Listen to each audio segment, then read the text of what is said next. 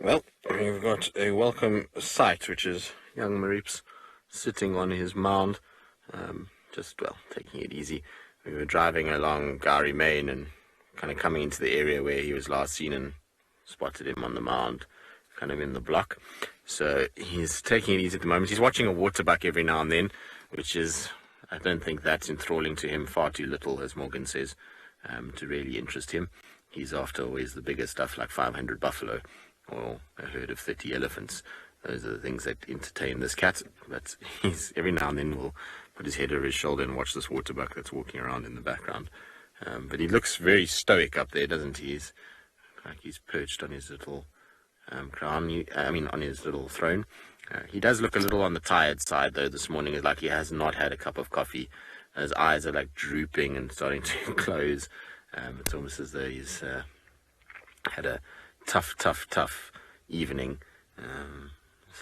Looking very, very sleepy, which is not normally his look. His look is normally quite alert and quite sort of all over the place.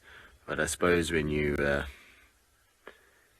a long evening, it's okay to look a little bit like you need a good rest. I don't think he's going to be able to stay up on his mound for too long. While there is a nice cool breeze, it is starting to get warm quite quickly. And as you can see, he's kind of in full sun right now. So it's going to eventually hit him enough that he's going to have to come down and find himself some shade. I'm interested to see which way he goes from here, if he's going to go back down towards Chipta Dam, or if he's going to cross back into Torchwood. He's kind of halfway between the dam and the fire break at the moment, and Ngari Main. So wouldn't surprise me if he gets up from here and heads back into Torchwood. Although it would be nicer for us if he stays this side, because signal for us is much better on Chitwa these days. So hopefully he'll stay here, and hopefully his mum will arrive at some point. Be nice to see her. It's been a while since I've seen her.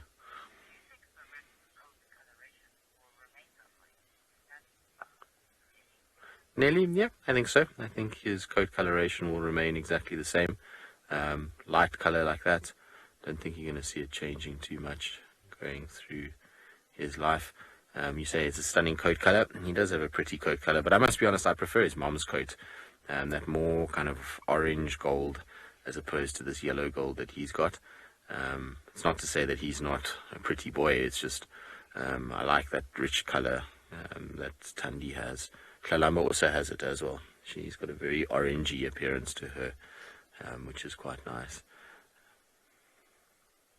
But you can see, just typical of him, everywhere he's just looking all over the place, anything and everything that's going to interest him.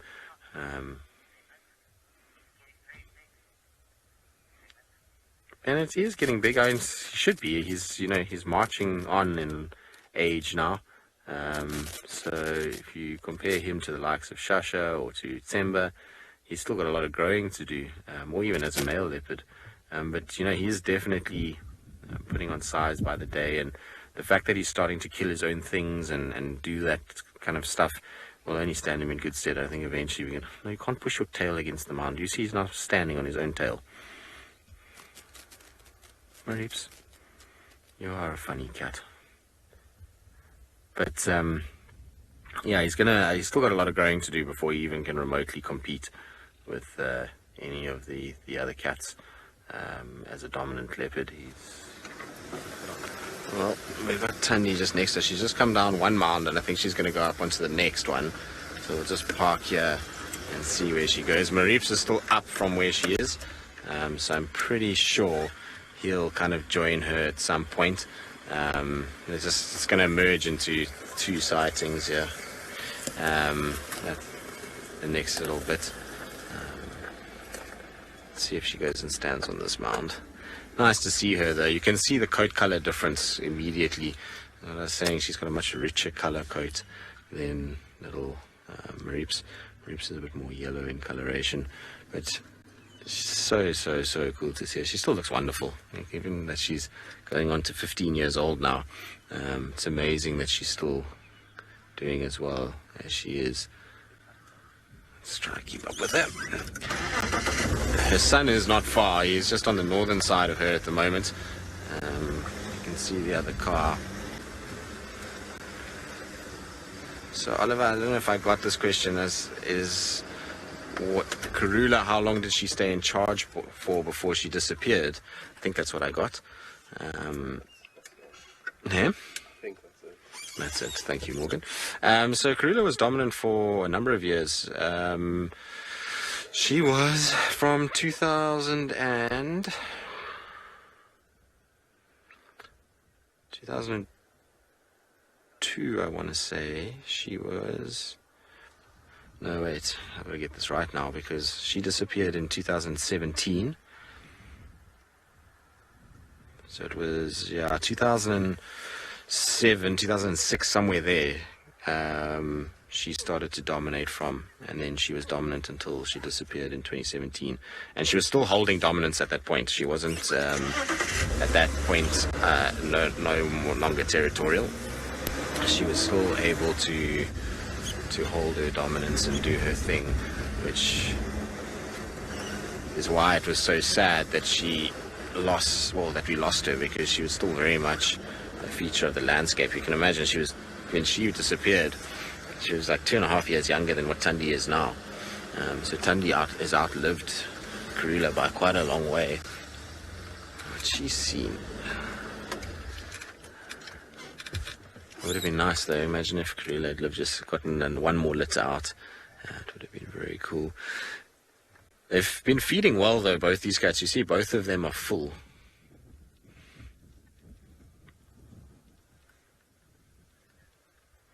So they've obviously eaten well. We know they've been on a Nyala carcass. We know that Maribye had that Impala recently. So I'm sure there's been little things in between as well. Anna Marie, for sure, she's looking amazing. I'm just going to go forward a little bit further. Now, some of you might remember the other day I had Sibui on Chitwa, on a termite mound. The termite mound is this one right in front. So it just goes to show you how much overlap is taking place between the cats at the moment. Sibui comes onto this. Kalamba has been seen on this mound as well. And now I'm pretty sure Thandi is going to go up it too.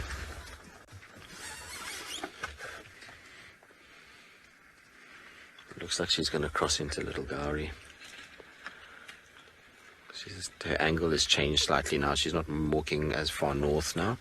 It's mostly straight to the west. But let's see if she sniffs and smells Sibui, because Sibui's scented here.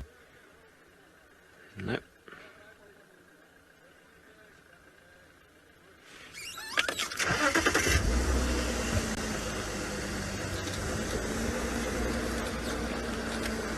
So it's going to be a short Thandi sighting, I'm afraid, because it looks like she's going to cross. Now don't go behind us, girl. This is just scent marking. Hello, beautiful cat.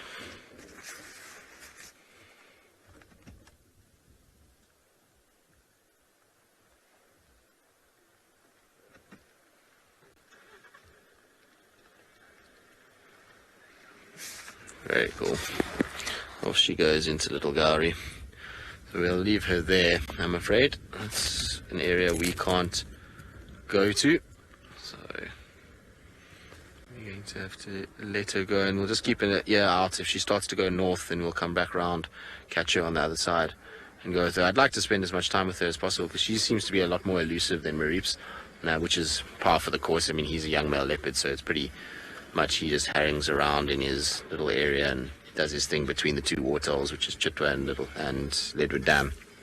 Whereas she's a lot more all over the show, and looks like she's on hunting mode now. See the tail twitching? You can see she's starting to look for things. I suspect that she's decided it's time to start eating again. But she doesn't look 15, does she? She looks so good.